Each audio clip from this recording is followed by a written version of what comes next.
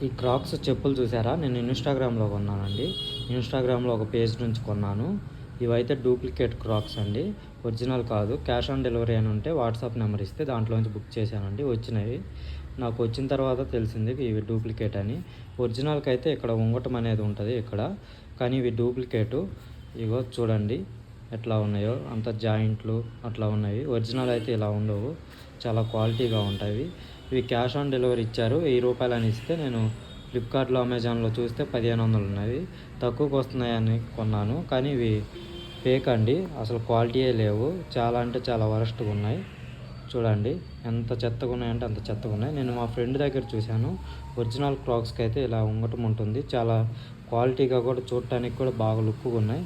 ఇవి మనకి ఎక్కడో రబ్బర్ చెప్పులు ఉంటాయి కదా, అట్లా ఉన్నాయి. నాలాగా ఎవరు మోసపోకండి. ఇన్‌స్టాగ్రామ్‌లో చూసి కొనగాకండి. తక్కువ రేటుకి వస్తున్నాయి కదా అని నేనైతే మోసపోయాను. మీరెవరు మోసపోకండి.